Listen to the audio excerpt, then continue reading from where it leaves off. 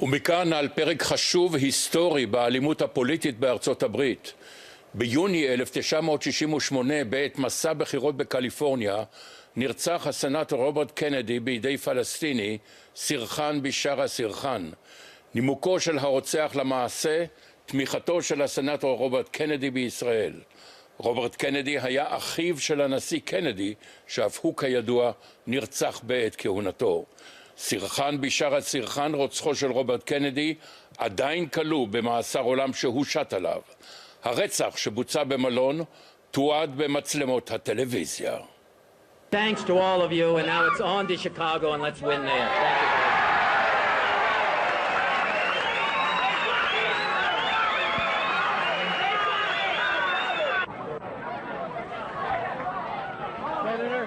Senator, this way. This way. Objection! Objection! Oh, no! Get a doctor!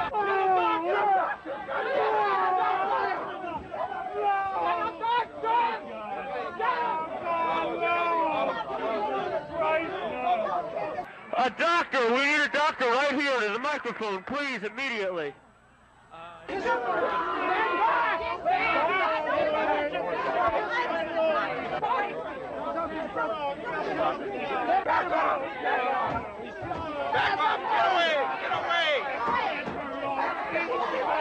Ladies and gentlemen, we have a doctor now. Will you please clear the room and offer your prayers at this hour? Let us please clear the room. Your greatest help will be to clear this room. קתלין קנדי, ביתו של רוברט קנדי, ביקרה השבוע בישראל, והיא שוחחה עמנו לפני שחזרה לארצות הברית.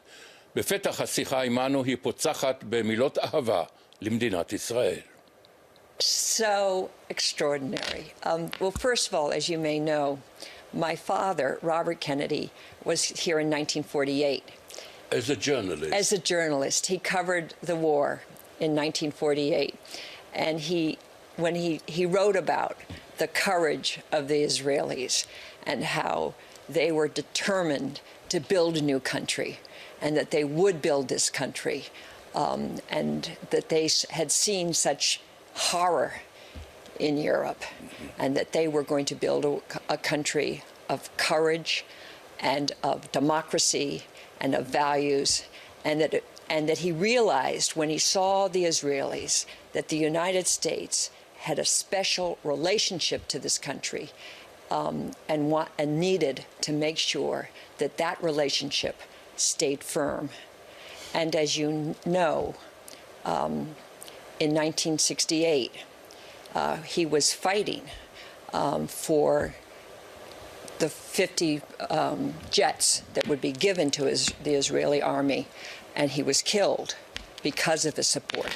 He was killed by a Jordanian of Palestinian descent in California because of his support of Israel. Yes, he was killed for his support for Israel. So I feel a very special bond to Israel, not because of my family, not because of my father. And you may know that my uncle, John Kennedy, the president came here in 1939 and called for a two-state solution and said that Israel will be very strong. He saw in 1939 just the type of strength that the Israelis had. It's hard to believe. Wherever you look, there are more cranes. You're building this amazing country. More buildings, more technology, more jobs. I mean, everywhere around the world could look to Israel as an example of people who are determined to make something work. It's fabulous. I would like to turn now to the American domestic politics. How lovely. Lovely? I don't think that you love the results of the presidential election. You are a very wise man. I heard that you were wise, and now I can see it. Somebody lied to you. Yes, but what is your reaction to the election of Mr. Trump to the presidency? Well, obviously, I supported Hillary Clinton, and I think that what you have to do is you have a new president, and we hope that he will serve our country well. What you do with the new president. You know, he was a Democrat. And he supported many of my elections, many of my campaigns, yes, many of my campaigns. And I think that, who he supported, who he's nominated for Secretary of Defense, General Mathis, sounds like a very smart person. How do you envision let's say, the first period of President Trump? Well, I think it's going to be, he wants to roll back, as you know, a lot of the policies that President Obama put into place. For instance, like the health care. And you see that a number of senators, like Rand Paul and others, are a little nervous about that because 20 million more Americans received health care under Obamacare. And it will be very difficult for these Americans to suddenly realize they don't have health care. Are you very disappointed by the election? Of course I'm disappointed, but I've seen worse elections.